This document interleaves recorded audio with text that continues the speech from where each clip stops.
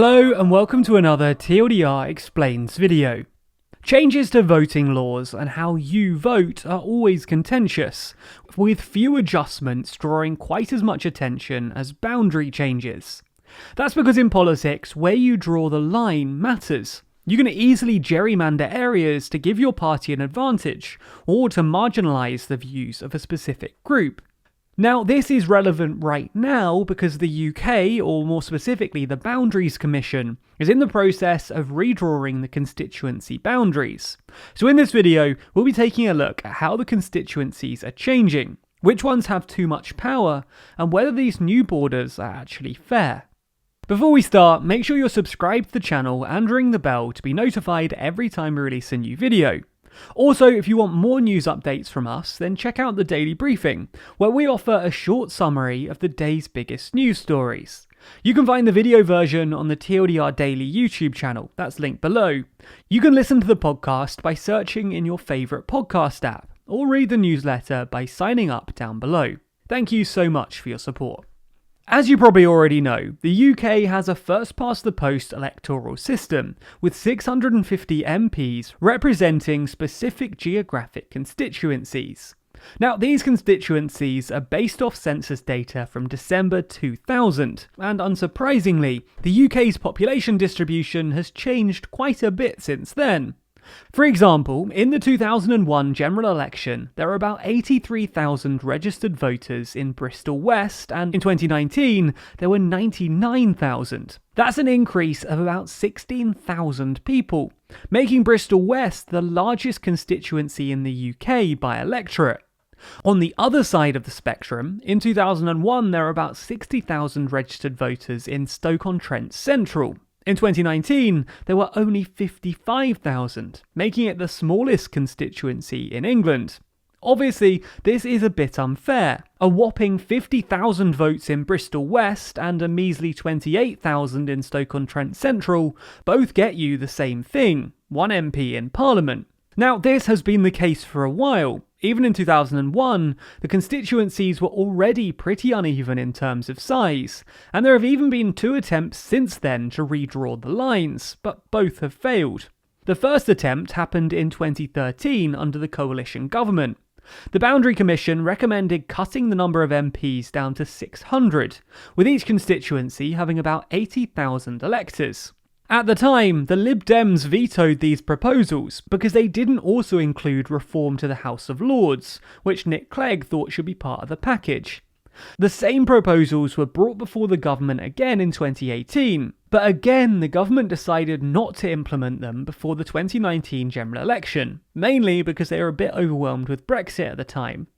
Then, in March 2020, the government finally found enough time to look at the proposals. But while the government thought that boundary reform was a good idea, they weren't keen on cutting down the number of MPs to 600, mainly because that would entail them sacking some of their own MPs, which is never good for party harmony.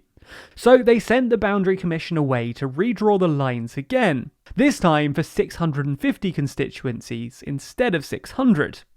Importantly, they also made the Boundary Commission's recommendations automatic. Basically, this means that ministers can't fiddle with the recommendations before implementing them, and Parliament doesn't get a vote on them like they used to. That's how the Lib Dems vetoed them in 2011. This might sound like executive overreach, but really it makes some sort of sense, because the Boundary Commission is both apolitical and non-partisan. And otherwise, MPs would likely never support boundary reform, because they won their seats on the old maps, so they've got an interest in keeping those maps exactly as they are, even if they are terribly drawn. Anyway, this whole system was implemented via the Parliamentary Constituencies Act, which also increased maximum general election campaign spending from 19.5 million to 33 million, in line with inflation since 2000, which was when the 19.5 million figure was set. Anyway, just thought that was worth noting too. So what are these new maps going to look like?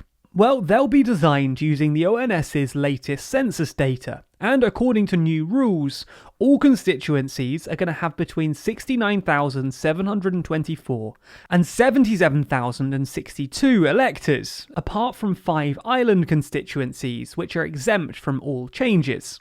In practice though, this means that there'll be 10 more seats in England, 8 less in Wales, and 2 less in Scotland. If you're wondering where these changes are going to take place, this map from the New Statesman gives you a good insight. This map uses all of the current constituency boundaries and shows you which existing constituencies have too many, the red ones, or too few voters, the purple. So you can expect to see new constituencies pop up in the redder areas. These new constituencies cannot be larger than 13,000 square kilometres, but if they are larger than 12,000 kilometres, they're allowed to fall slightly below the 69,724 people threshold. Now, most psephologists think that these changes will give the Conservatives maybe 5 or 10 more seats. This is mainly because the new seats being created are going to be in the south of England, and while London votes Labour, the rest of the south is pretty Conservative. It's easy to see this as some sort of dodgy gerrymandering, but just because it's a Conservative government doing something that benefits the Conservatives doesn't necessarily mean that it's unfair. That's because the average size of a Conservative constituency in the 2019 general election was 74,600 people, about 2,400 more than the average Labour constituency was. So it makes sense that when the boundaries are redrawn, it will help the Conservatives. It's also worth noting that if the Conservatives continue to focus on the red wall and northern voters, then this boundary reform could actually end up hurting them, because chances are there'll be less red wall seats once the lines have been redrawn. However, this boundary change has been controversial for another reason too, and that's because it bases these new constituencies off registered voters, not the population. These are two different things, because obviously not all of the population is registered to vote. This is controversial because certain demographics, including young people, students and renters, are less likely to be registered, which means that their constituencies are likely to be much larger in terms of population than others, but their votes won't be worth as much. The Boundary Commission did consider both options, but decided that using population data would undermine the principle of equal vote, and to be fair to them, about half the world uses population and the other half uses registered voters, so it's not exactly an unusual thing to do. Regardless, this will still be controversial with some, believing that the decision will harm parties that rely on younger, less affluent supporters who are less likely to be registered to vote in their constituency. However, it could be argued that if these supporters aren't registered, then they weren't much support in the first place. Well, the new constituency boundaries are supposed to be done by summer 2021, but the Boundary Commission's final recommendations won't come out until 2023. So keep an eye on the channel for more updates as this issue continues. Also, one last thing. The UK census is currently in process, and you can expect to receive information about how you fill out your census very soon. This video proves why that's important. The government uses census data when designating public services, spending, voting power, and much more. So if you want to make sure that your local area doesn't miss out, then make sure to fill out the census. Comment below what you think of this whole situation, and as always, be sure to subscribe to the channel and hit the bell icon to be notified every time we release a new video. Special thanks to our Patreon backers who make videos like this one possible, and if you want to see your name at the end of videos, then you too should back us on Patreon. The link to that's in the description.